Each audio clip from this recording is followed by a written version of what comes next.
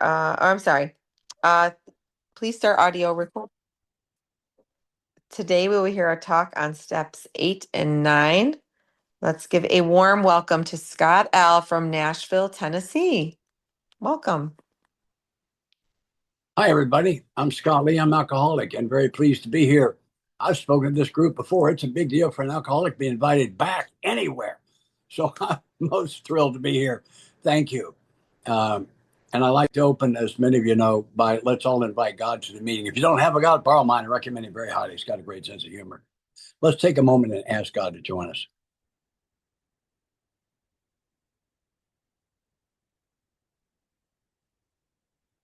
Amen. And I'd also like to thank Sonny for inviting me. This being invited back somewhere is really kind of a big deal. I should also tell you I have an involuntary head shake. I have a central nervous system disorder, other than the one you're familiar with. And every once in a while, my head will just do this. I won't even know it. So it's going to look like I disagree with what I'm saying. I don't. I may later because I'm still learning, but don't trust the head shakes, okay? I know the Al-Anon says trust the actions, not the words. We're going to suspend that for the next 30 minutes. And I was invited to share on steps 8 and 9, and I am most thrilled to do that. And I'll see, I've got a set of notes here in front of me. I have so many things I want to cover. I hope I can get them all in. I think the first thing I would tell you is I'd take someone through the steps. I think probably the most important thing I will probably say today is there are two things necessary for doing steps 8 and 9. The first one is the first 7 steps. The second one is adult supervision. It's really important if you're new. The steps have been numbered, so geniuses like me don't take them out of order. You might want to take that to heart. Don't start making amends at any time. There's magic that has to happen between where you are and the amends process. When I get to somebody to step 8, I start them sponsoring. By that time, they got plenty of message. And they always say the same thing. I'm not ready. And my response is always, I hope you don't ever think you're ready. I hope I don't ever think I'm ready. This is page 159 in the text. They're referring to 3 individuals. They're Dr. Bob, Bill Dotson, who I'm sure you know is AA number 3, and Ernie Galbraith was AA number 4. Sentence at the bottom of the page says, a year and 6 months later, these 3 had succeeded with 7 more. Those 3 guys with access to a hospital full of drunks only succeeded with 7 in a year and a half. They're not all going to make it, kids. Here's Scott's 2 rules of sponsorship. Rule 1, if they're ready, I can't do it wrong. If they're not ready, I can't do it right. It's not up to me. Rule 2, I don't take credit for the ones that make it, because if I do, I get to blame for the ones that don't. And some of them are going to prison and some are going to die. And it ain't up to you. It just ain't. So I started sponsoring. Don Pritz was one of my great teachers. I hope you know that name. Do yourself a favor if you don't. I asked him what a sponsor's primary responsibility was. He said it was to maintain their integrity of the message, to not allow the sponsor to settle for relief, but get him all the way to recovery. By the time I get him to step 8, his life has changed. He's got a good job. He's bringing the whole paycheck home. He knows where all the dents in the car came from. His key fits in the lock when he walks in the front door. They don't scatter. His phone rings. That's a miracle. He answers. Another miracle. He's sleeping in the big bed again. Now, he may not have crossover privileges, but he's back in the big bed. So his motivation has waned. And my job is to keep him moving. So I apply a couple of things. One is I apply the 1 day at a time. He's looking and saying, I got 60 amends to make. And I tell him, if you can't tell me how you harmed them, you don't owe them an amend. You thinking bad about them did not harm them, it harmed you. So if you can tell me how you harmed them, you don't owe them an amend. I've been speaking at conferences for quite a while, and every once in a while somebody come up to me and say, oh, you're an amend. Somebody I've never seen before. I say, really? Okay. And they will say words to the effect of, I used to think you were a total jerk, but now I met you in person. I don't think you're near as bad as a jerk as I used to think you were. And they think that's an amend. It's not. And what I've learned to say is, okay, first tell me how you harmed me. Well, I didn't harm you. Then you don't know what it meant. It's nice to meet you. Have a nice day. Goodbye. I asked the men I sponsor not to take the 4th breath while making an amend. If you talk long enough, you're going to throw in an excuse for yourself and take away all the power for the other person. Amends is brief. You call to schedule an appointment and you let them know why you're coming. All right? Don't blindside them. I've harmed you and I'm coming to try to make it right. Something like that. I I forbid the men I sponsor from using the word sorry. No one believes that anymore. We wore sorry out 3 decades ago. Nobody believes that. I was wrong. I harmed you. I'm ashamed. Or a combination of those, really good. Sorry, nobody buys it. Now, if they ask if you're sorry, yes, absolutely. But don't lead with it. They don't believe that. They haven't for a long time. Where to go first? I think maybe something I learned from a lady friend of mine in another state was sponsoring a woman who had prostituted herself. She got to step 8, felt like she owed amends to herself. Generally, that's not true, I think. Generally, I've been making amends to myself my whole life. Generally, not true. In this case, it is. And this is what they came up with. She sat down with a pencil and figured out exactly how much money she thought she'd made that way.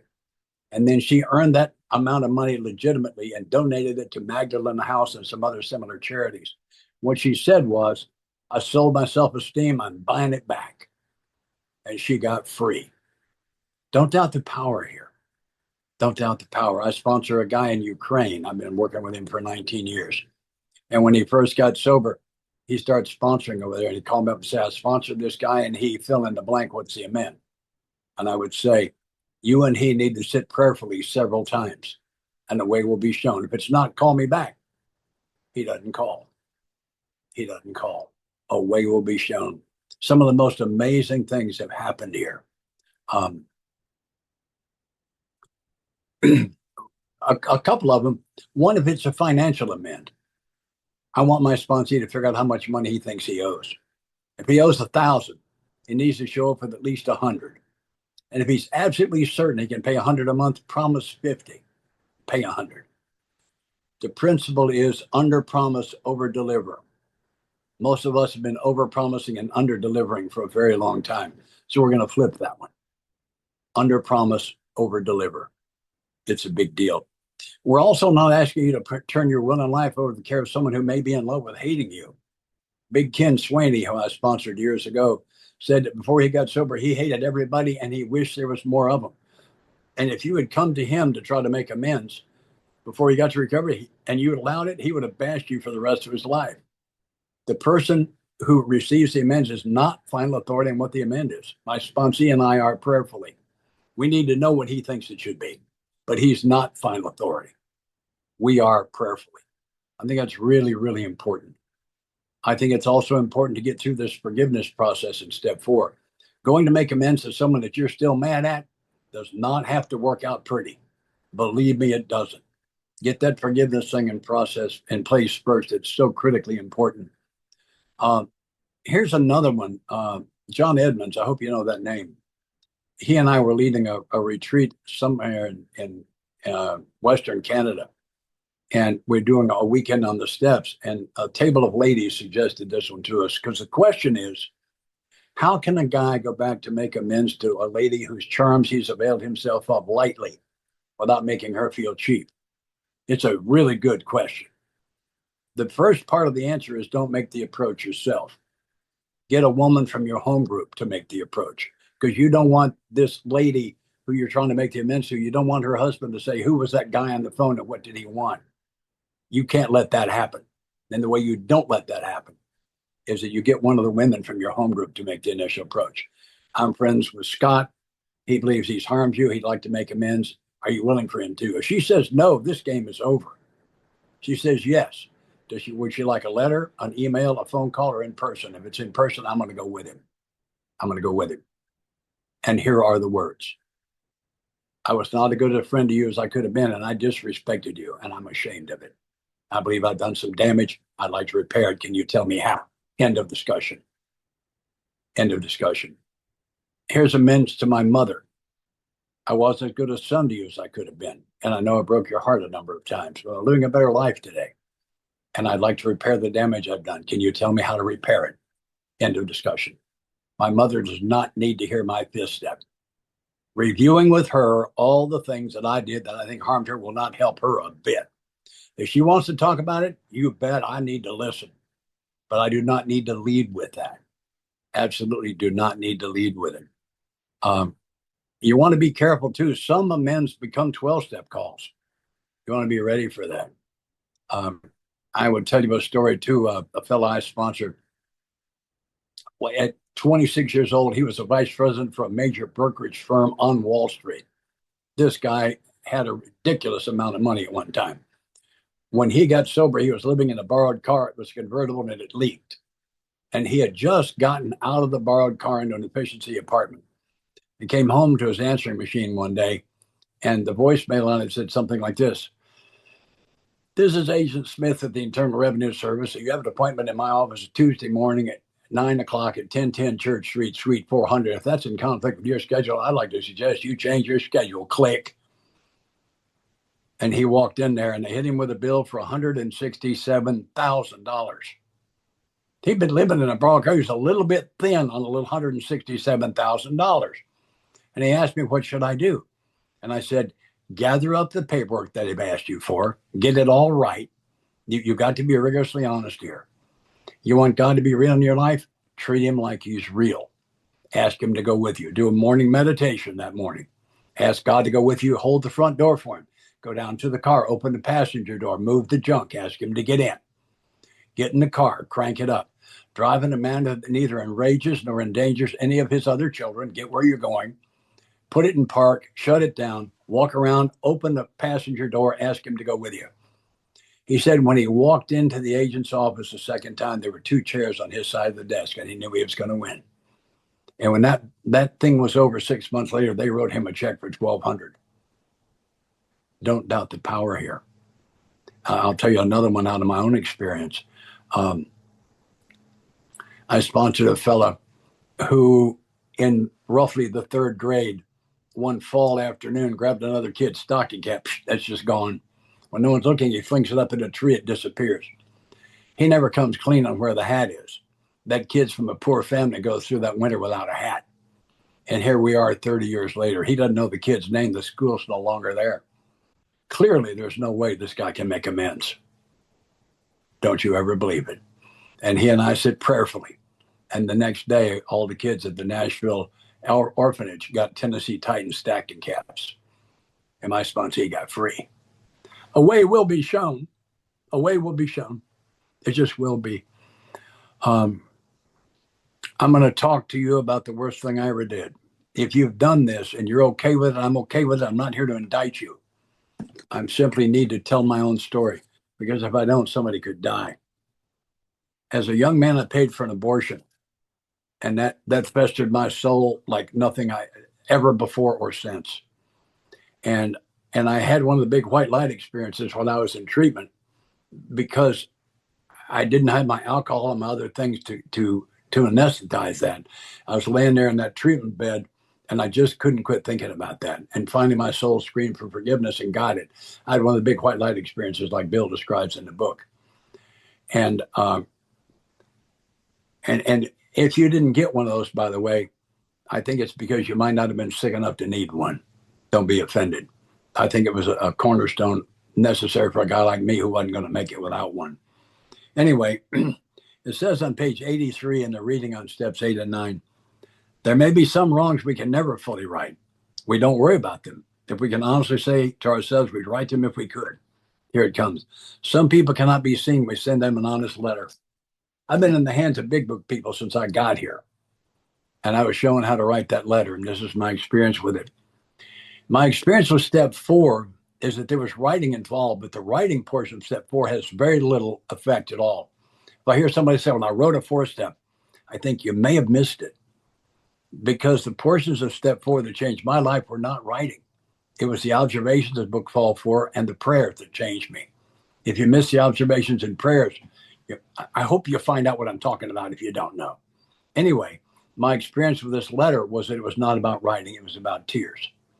I'm told that my tears are the holy water that washes the window of my soul.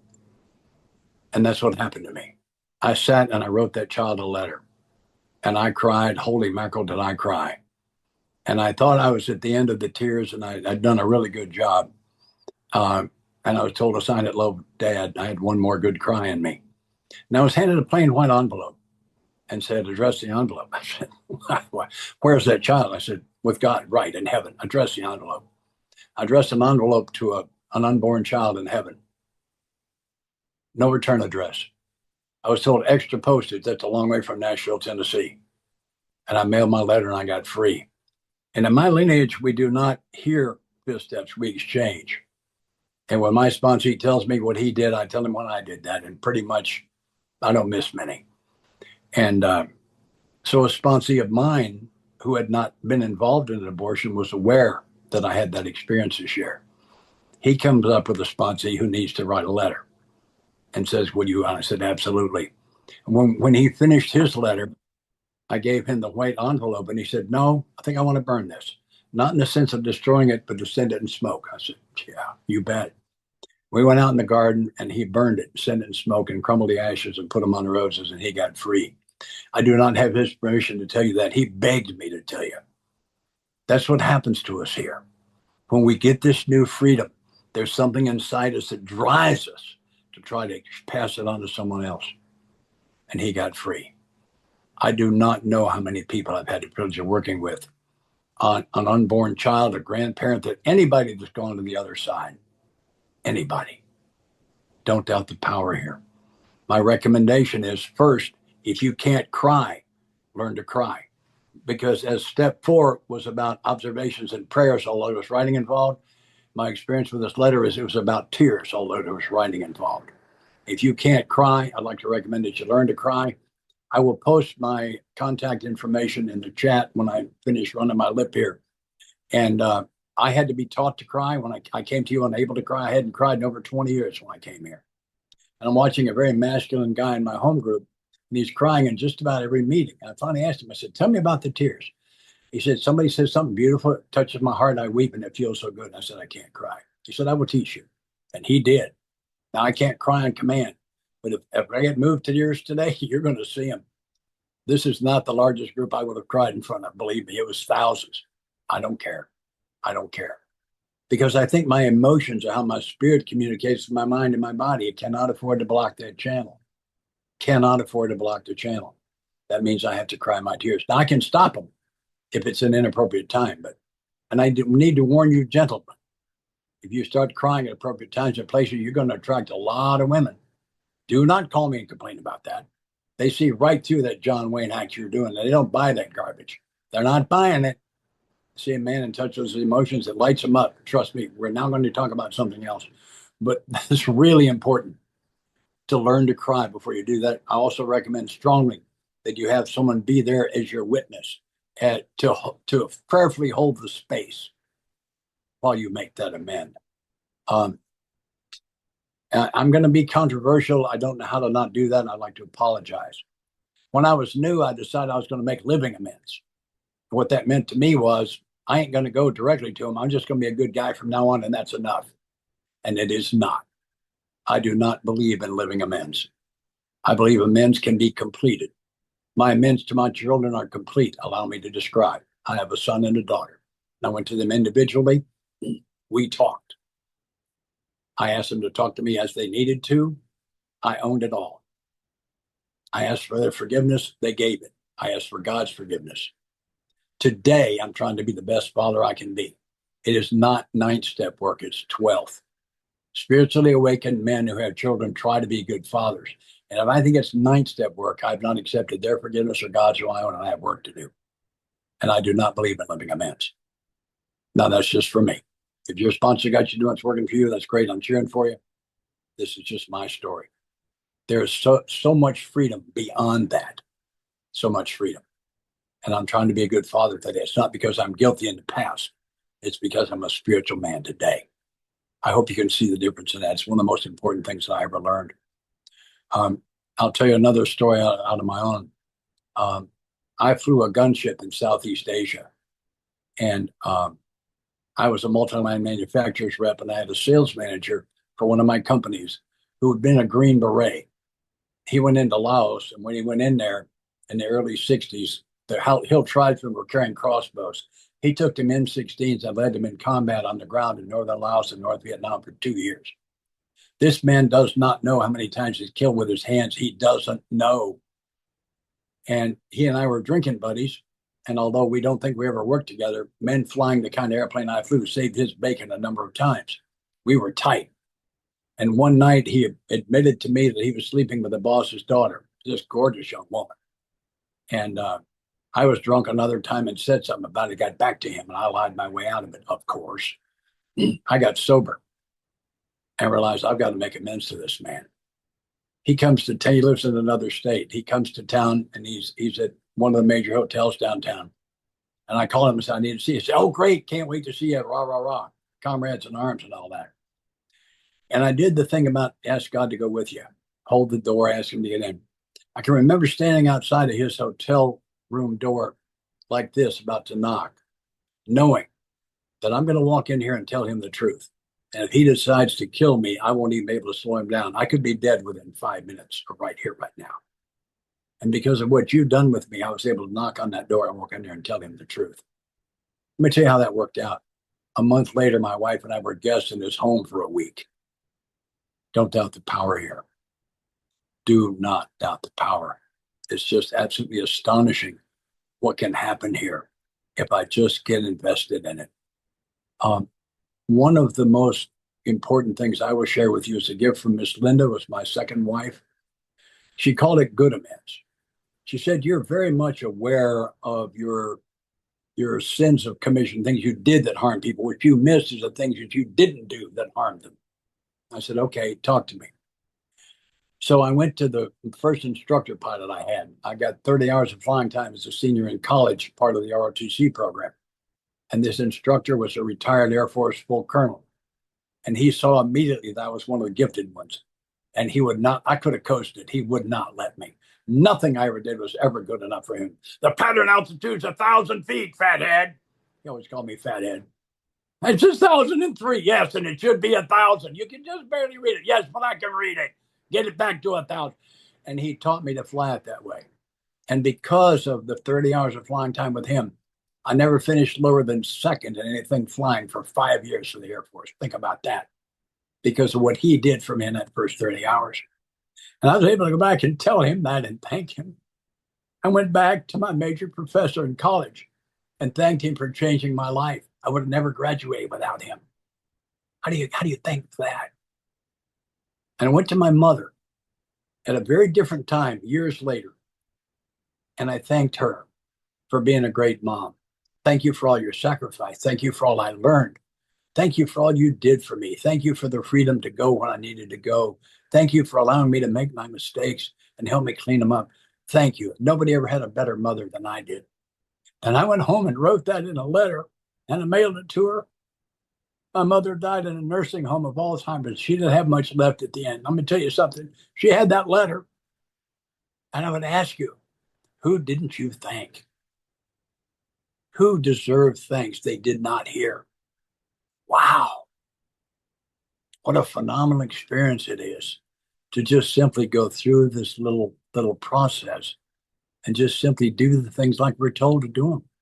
It's an amazing thing. It's absolutely amazing. I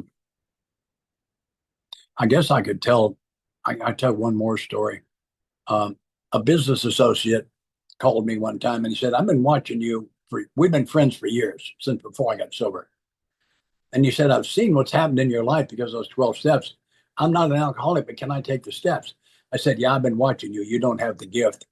But having me for a close friend qualifies you for Al-Anon. If you go to 2 Al-Anon meetings a week and don't have a glass of wine with your steak, don't smoke a joint on the way to bed with your girlfriend, I want you totally present. If you will do that, I will take you through the steps. He said, yeah, okay, no big deal. I thought, yeah, no big deal. Okay. So I took this guy through the steps. We get to step 9, and he makes amends to a lady whose charms he availed himself of lightly once, and discovers a daughter and 2 grandchildren he did not know existed. And today they're a family. Don't doubt the power here.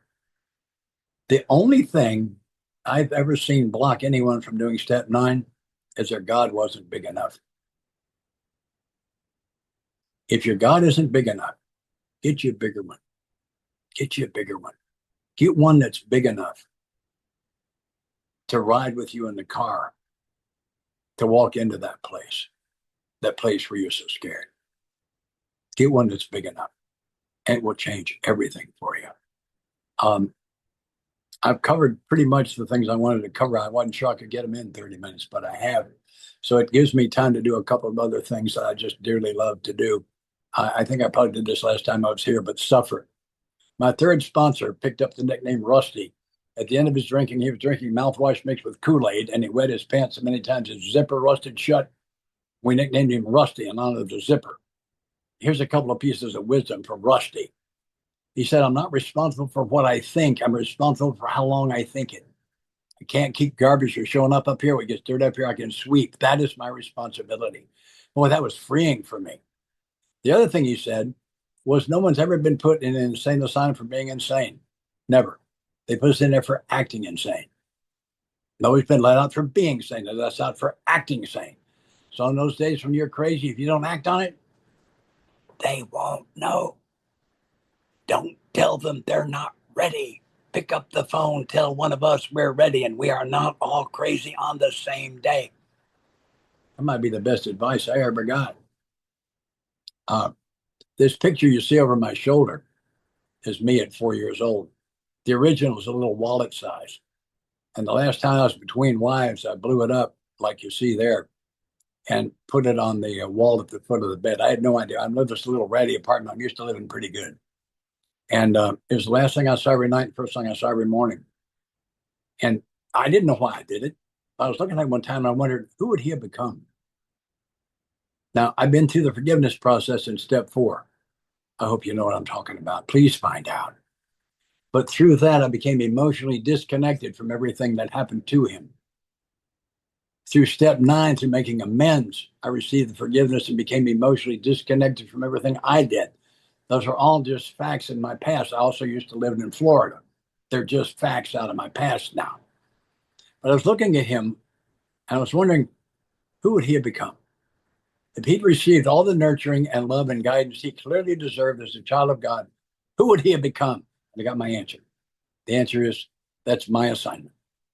It is my assignment to become the man he would have become. And I serve the God of love, who's bigger and stronger than all of that stuff.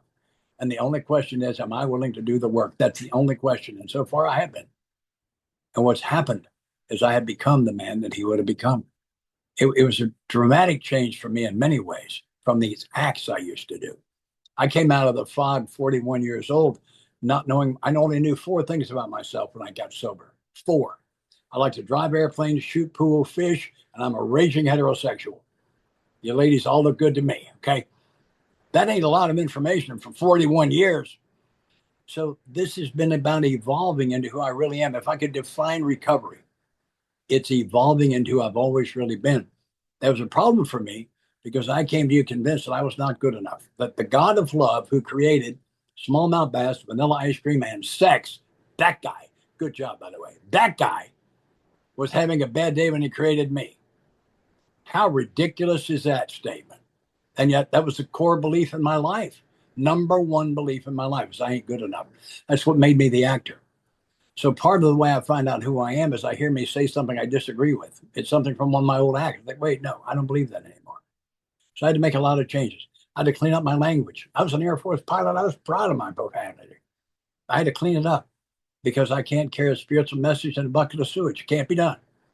So let me tell you about this little boy. He woke up every morning just excited to be alive. He was fascinated by simple things like sunrises and butterflies. He loved everyone. He was completely unconcerned with the future because he had total faith in those who provided for him. He was in touch with his emotions. He never used bad language. He laughed easily and frequently. He was open to learn. He judged no one. He was happy, joyous, free, living in each present moment as it came. And it's not too late, folks. We serve the God of it ain't too late. Not too late for any of us. God was not having a bad day when he created me or any of you. We were just wrong about that. And we invited him, and I'm pretty sure he came. And if you borrowed my God and you got touched, I hope you borrow him again. If you invited your God, you got touched. You might want to use those moments of silence to do that. I think if it does for you what it did for me, it'll change absolutely everything. I love you with all my heart. Thanks again for letting me share it.